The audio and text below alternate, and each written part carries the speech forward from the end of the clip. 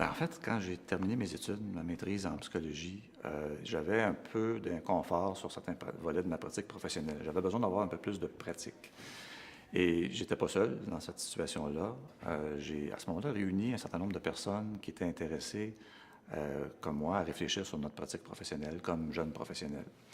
Et j'ai eu la chance de croiser à ce moment-là Yves Saint-Arnaud de l'Université de Sherbrooke, qui, lui, développait l'approche de la praxéologie, donc était la réflexion sur l'efficacité professionnelle à partir de l'analyse des discours, des intentions qu'on a et des actions qu'on réalise.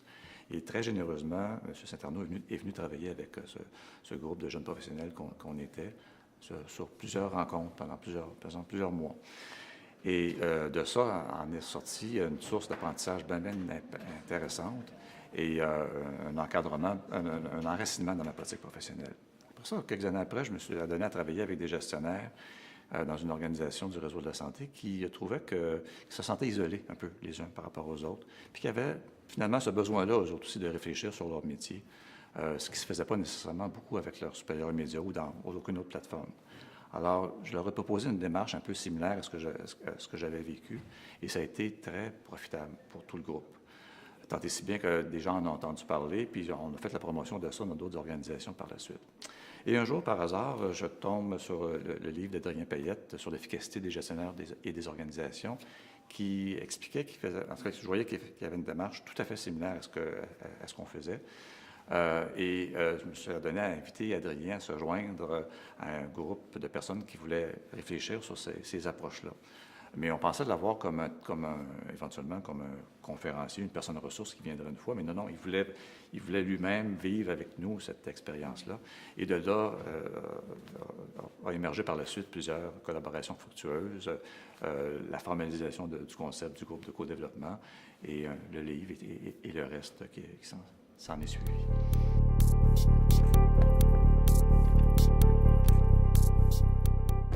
Il y a des gens parfois qui se posent des questions sur l'orthodoxie. Est-ce que je fais bien du co-développement quand je fais ceci ou quand je fais cela? Souvent, la question se pose sur la possibilité d'approfondir ou non le sujet. Dans ce qu'on propose, nous, c'est une démarche où les gens systématiquement se rencontrent pour échanger ensemble, se poser des questions, puis partager ou échanger sur leur pratique de gestion à partir de cas vécus qu'ils rencontrent, dans des formats de demi-journée, où, dans le fond, 2 ou 3 personnes peuvent passer à tour de rôle puis présenter leur situation.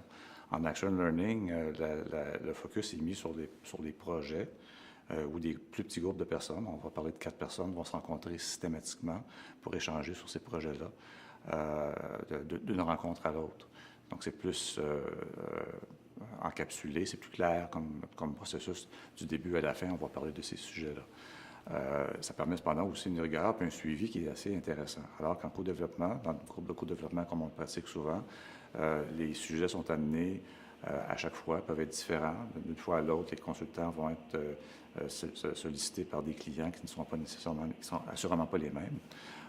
Donc, le groupe évolue dans le temps et de façon non programmée.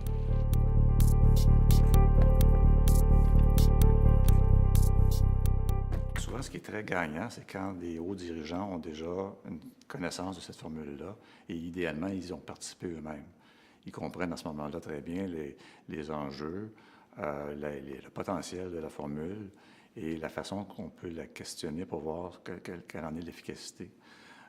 Donc, idéalement, quand on peut faire participer les décideurs à cette démarche-là, c'est très, très gagnant. Autrement, il faut s'assurer d'avoir les conditions qui permettent le plein déploiement de l'approche. Idéalement, c'est de trouver un contexte où les gens comprennent qu'il faut se donner des conditions gagnantes pour que la formule réussisse, c'est-à-dire un espace réservé où les gens vont avoir confiance les uns avec les autres, où ils n'ont pas nécessairement de compte à rendre sur les apprentissages qu'ils vont faire, parce qu'il y a des choses qui sont peut-être assez personnelles en termes d'apprentissage qu'ils doivent faire dans le groupe ou de sujets sur lesquels ils veulent consulter puis avoir l'avis des collègues.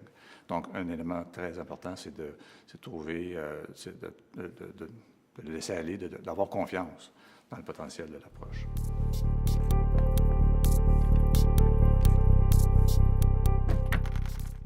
Il faut avoir avoir une connaissance minimale, c'est sûr, de l'objet. Si c'est un groupe de co-développement de gestionnaire, il faut connaître un peu la gestion. Si c'est un groupe de co-développement avec des parents, il faut connaître un peu ce que c'est que d'être parent.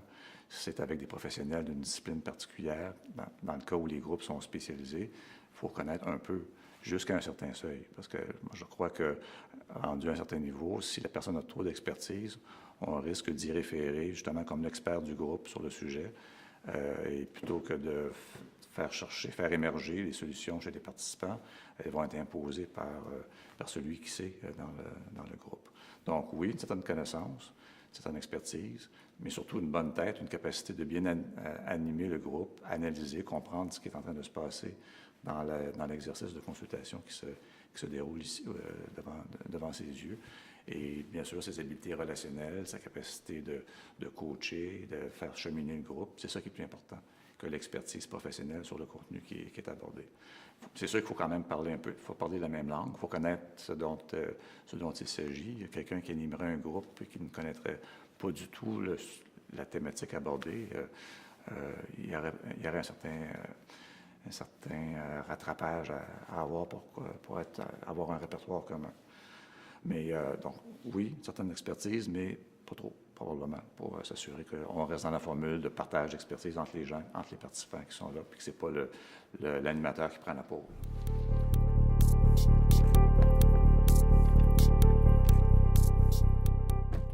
Mais c'est une question bien intéressante, la question d'éthique. De premier chef, quand on anime un groupe, puis on peut se faire questionner comme animateur sur des choses qui sont passées dans le groupe, il faut être sûr que d'avoir bien négocié dans notre contrat au départ que il y a des choses qui sont réservées au niveau des échanges qu'on a eus avec les participants. Donc, déjà à ce niveau-là, il y a comme une éthique professionnelle qui est importante. D'ailleurs, qui est aussi développée sur le site de l'association, où il y a une charte d'éthique qui définit un certain nombre de choses. Par ailleurs, dans le sujet que tu évoques, quand quelqu'un est aux prises avec un dilemme personnel dans l'organisation où il est, bien, le simple fait de trouver un espace pour pouvoir en parler, c'est déjà quelque chose. Parce qu'il n'y a probablement pas beaucoup d'autres places dans l'organisation où on peut le faire, puis le faire de façon sérieuse, puis en regardant les enjeux, comment on le vit, puis en allant chercher du soutien de la part de collègues. Ça peut amener parfois à des décisions importantes à prendre personnellement quant à son intégrité vis-à-vis de l'organisation. Et probablement que selon le secteur d'activité dans lequel on est, notre cadre de référence de notre ordre professionnel peut aussi nous aider à trouver des réponses sur des positions qu'on peut avoir à prendre.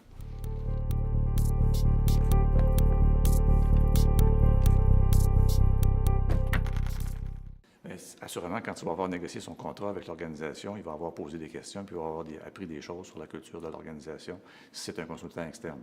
Si c'est un consultant interne, il y a une position privilégiée aussi pour la comprendre.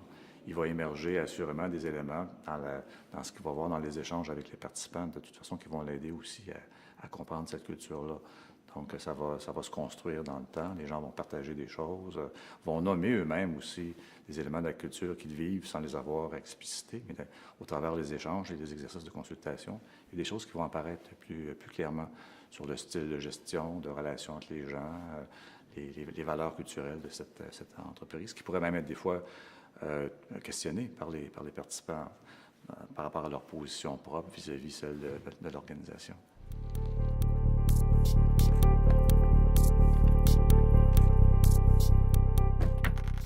Il n'y a pas de formule unique, mais c'est sûr que ça prend des moments d'arrêt pour faire un peu d'introspection. Qu'est-ce qui vient de se passer dans la dernière heure? Qu'est-ce que j'ai appris?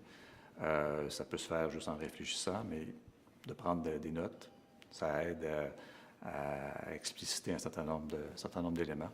Donc, de créer systématiquement ce moment d'arrêt, de silence, de prise de conscience, après chaque consultation, puis après la rencontre de quelques heures qu'on a eues, c'est une chose, de le partager, de nommer voici ce que j'ai retenu, voici ce que j'ai observé, voici ce qui m'a étonné dans ce qui vient de se passer aujourd'hui, voici des questions avec lesquelles je pars, sur lesquelles je vais continuer à réfléchir.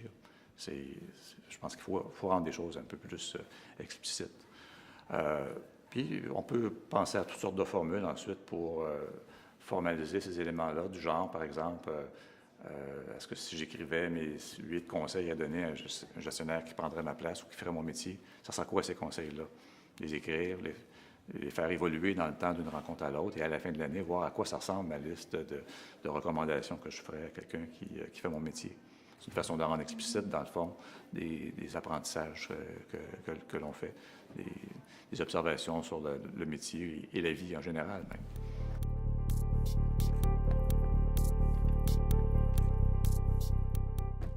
Merci. Pour moi, ce qui est important, dans le fond, peu importe la façon qu'on anime un groupe, c'est de créer cet espace-là qui est sacré au niveau de gens qui veulent échanger sur leur pratique professionnelle. Avec des règles de fonctionnement, ça nous aide aussi à mieux aborder les problématiques qui sont rencontrées, avec des règles de présence, d'investissement des participants et aussi de respect de la confidentialité des éléments qui sont traités. Au-delà de ça, il peut y avoir plusieurs façons d'organiser la consultation, plusieurs méthodologies, en fond, qu'on peut appliquer à la démarche. Mais c'est cet espace-là privé avec des gens qui décident de réfléchir ensemble régulièrement, qui à mon avis, ce qui est le plus magique dans la formule, puis qu'on doit préserver à tout prix. Donc, ce qui est formidable, dans le fond, dans le fait que le groupe de co-développement, cette formule-là, se soit déployée comme elle le fait actuellement, c'est de savoir que ça se passe, ces choses-là, qu'il y a plusieurs endroits actuellement où les gens réfléchissent ensemble sur leur pratique professionnelle, puis ont trouvé ces espaces-là pour le faire entre eux. Alors, ça, c'est formidable, et c'est ce que je souhaite qu'il continue à se développer, et ça a l'air d'être bien parti pour ça.